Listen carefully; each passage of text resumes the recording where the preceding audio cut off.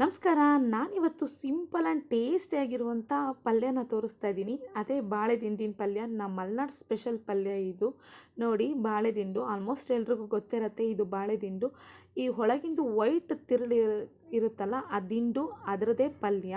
ಆ ಮೇಲಿರೋ ಲೇಯರ್ ಅಂಥದ್ದೆಲ್ಲ ತೆಗೆದುಬಿಟ್ರೆ ಈ ಥರ ದಿಂಡು ಸಿಗುತ್ತೆ.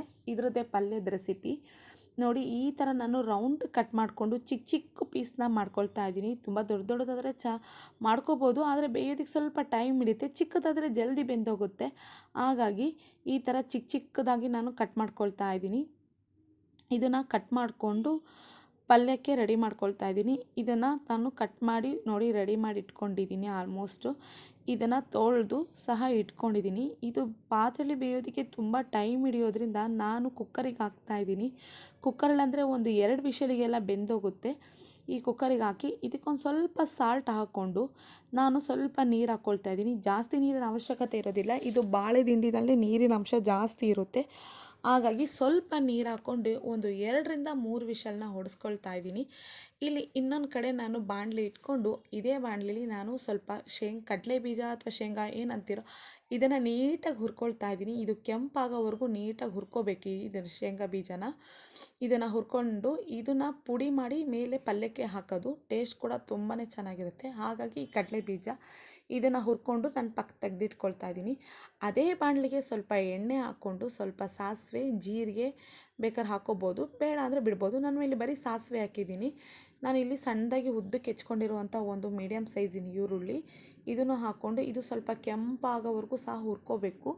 ಈರುಳ್ಳಿ ಕೆಂಪಾಗ್ತಿದೆ ನೋಡಿ, ಈ ಕಲರ್ ಬರೋವರೆಗೂ ನೀಟಾಗಿ ಹುರ್ಕೊಂಡು ಇದಕ್ಕೆ ನಾನು ಮಸಾಲೆ ಪೌಡ್ರನ್ನ ಆ್ಯಡ್ ಮಾಡ್ತಾಯಿದ್ದೀನಿ.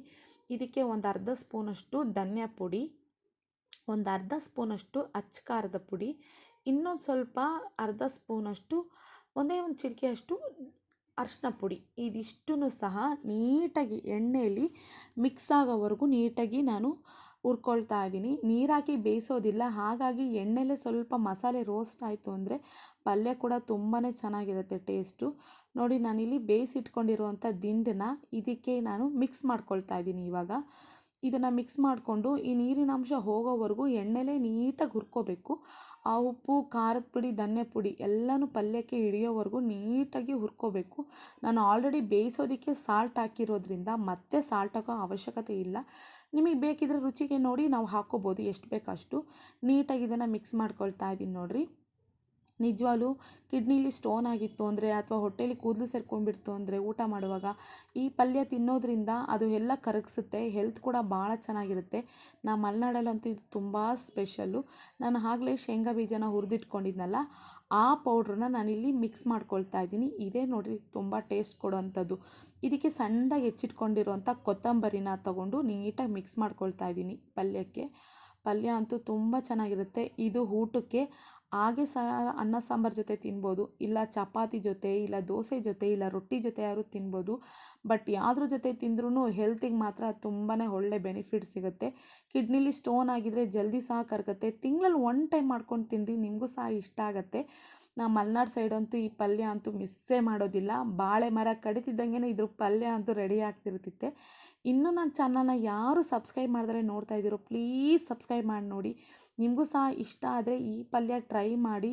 ನಿಜವಾಗ್ಲೂ ತುಂಬಾ ಚೆನ್ನಾಗಿರುತ್ತೆ ಬಾಳೆ ದಿಂಡಿನ ಪಲ್ಯ. ಇನ್ನೊಂದ್ಸತಿ ಬಾಳೆ ದಿಂಡು ಸಿಗರೆ ವೇಸ್ಟ್ ಮಾಡೋಕ್ಕೆ ಹೋಗ್ಬಿಡ್ರಿ. ಈ ಥರ ಪಲ್ಯನ ಮಾಡ್ಕೊಂಡು ತಿನ್ನಿರಿ, ಸಿಕ್ಕಾಬಟ್ಟೆ ಟೇಸ್ಟಿಯಾಗಿರುತ್ತೆ, ರುಚಿಯಾಗಿರುತ್ತೆ. ಬಾಳೆ ದಿಂಡಿನ ಪಲ್ಯ ಸಿಂಪಲ್ ರೆಸಿಪಿ. ಇಷ್ಟ ಆದರೆ ಒಂದು ಲೈಕ್ ಕೊಡಿ, ಶೇರ್ ಮಾಡಿ, ಪ್ಲೀಸ್ ಸಬ್ಸ್ಕ್ರೈಬ್ ಮಾಡಿ ನೋಡಿ. ನಮಸ್ಕಾರ.